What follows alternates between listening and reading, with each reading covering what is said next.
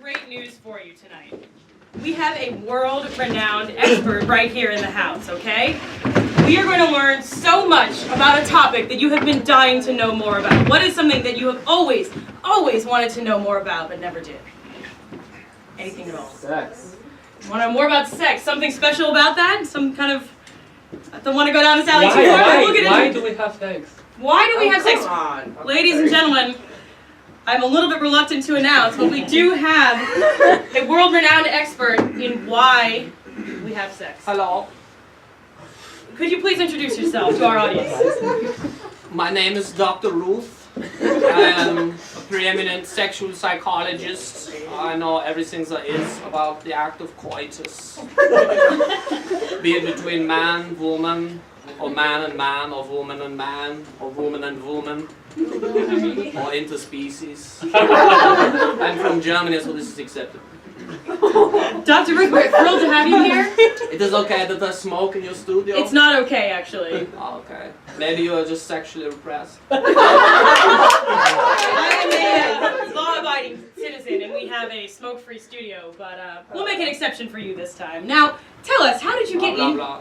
Somebody must have been laid very badly. Okay, this is my show, all right? Wow. We're gonna talk about what I'm gonna say. We're gonna talk about. Sorry.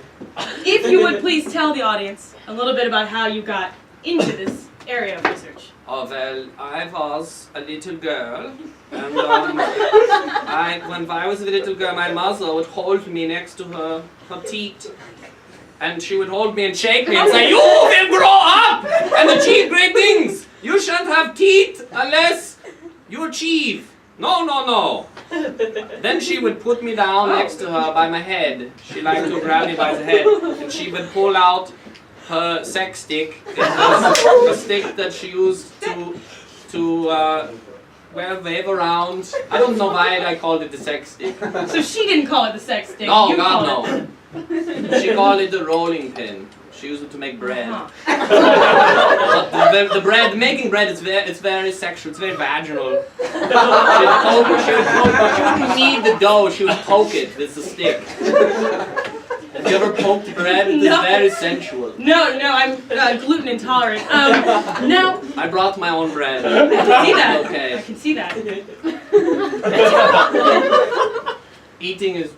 I'm eating the bread. I'm touching it on my erogenous zone, which is my face and neck. And Okay. Now, why don't you tell the audience a little bit about some of the most common misconceptions about why we have sex?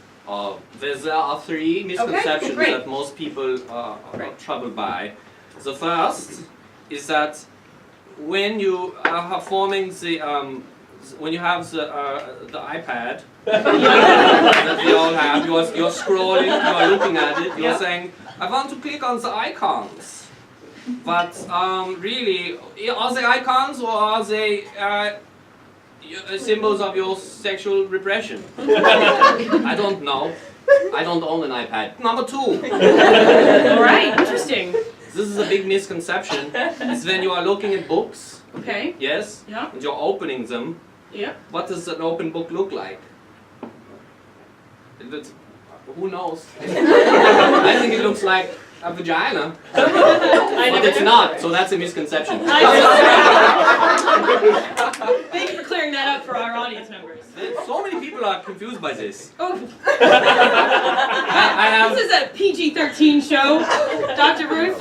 I have a scroll inside of my zipper. I can see that now. It's a scroll. And that's a misconception? Well, it's misconstrued that I don't have a scroll in my zipper. But I do. Let's pull it out and see what it says. Okay. Come here. Okay. You read my scroll. Oh, all right. Have No, a read. that I can. All right. It's warm from being in my pants. I'm aware of that. Well, it seems to be a Bible verse. Yes. Oh my God, it is. It's very holy. Yeah. It's from John 3:14. That's right. Okay. Oh, it's sticky. Yeah. It says, it says things. Yeah. So you just have it there. I have it there. I have it. You have it there. Look, I have a look, scroll. unzip your own pants and have a look inside. Oh, what do you know? You have a scroll. Let me read it. Well, read it. It says, John 2:13. It is the same Bible verse. I think this means that we should have sex. All right, it's time to turn this over to our studio audience, I Okay, think. please. Do we have a question for our expert? Any question at all? I know he's covered most of the main issues. How did you lose your virginity? Wow, this is a personal question. Well, first I was using a shake weight. Oh, working out is very important to me as a young woman. I was shaking the shake weight. Oh, and I was in the gym. Okay. And what does that do? I see over there on the treadmill. Oh, it is a man with a long blonde mullet. Oh, you over there, said I. Come to my gym area. I fished him over. I used the string of one of the weights and I pulled him over and I grabbed out a apple that I had hidden in my gym bag and I said, oh, much like Adam and Eve, we shall take a bite of the apple. Okay, you're very biblical, Dr. But Webster. instead of losing our inhibitions, or instead of gaining inhibitions, no, something like that. We lost our inhibitions and we made love in the gym shower. Well, I got the athlete's foot. well, that's unfortunate. One more question for our esteemed guest. What does it feel like to have sex? Oh, there we are.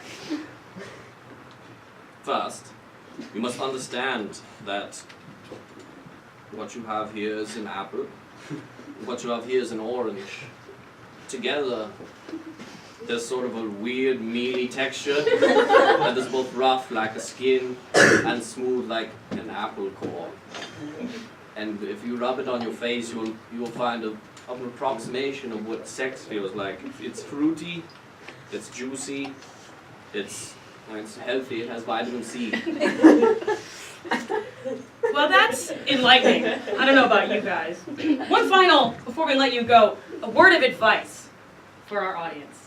Or if I leave you with anything, if you go away from this with any sort of knowledge, know that, well, I like to wear hoodies. Oh, okay. And I think you should too, because they give sort of a casual sort of a look, but you can still dress formal underneath, you know? Can you?